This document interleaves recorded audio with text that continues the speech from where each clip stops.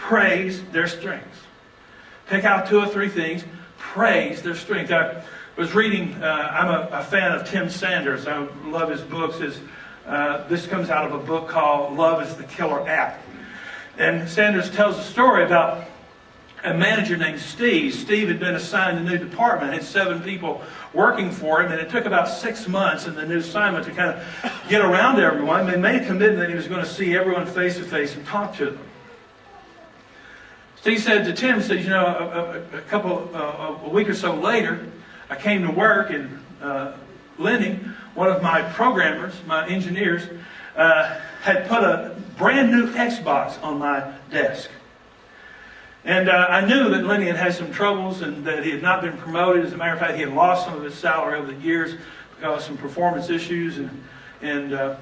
So I knew he didn't have the money. So I went to him and said, you know, Lenny, I can't accept this. This is too extravagant. And Lenny said, Steve, this isn't costing me a dime. He said, I actually paid for it out of my gun money. He says, your gun money? He said, yeah. He said, I had a gun and I went and just sold it and took the money and bought you this Xbox. He says, well, why did you do that? He says, you remember the day you came in and sat down? He said, I got into a cycle in my life that I just didn't have anything to live for. Things weren't going well here. My mother died of cancer, had a protracted illness.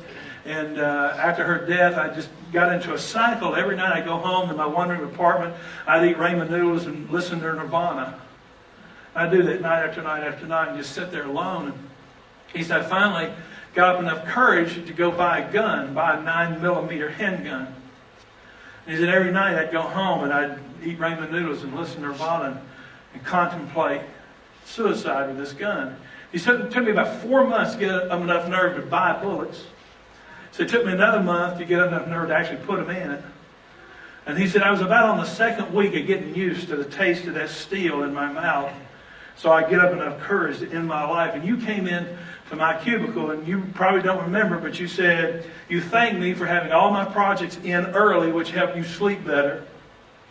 And the last thing you said is, I'm glad that, Lenny, you've come into my life. And he said, you know what, that saved me. I took that gun and sold it. I know that you have a new child and probably don't want to spend money on stuff like this, so I thought I'd buy it for you and thank you. You just do not know, ladies and gentlemen, where people are. You do not know how close to the edge they may be teetering. And your words of praising their strength could be the very thing that saves their life. Do you understand me? This is really...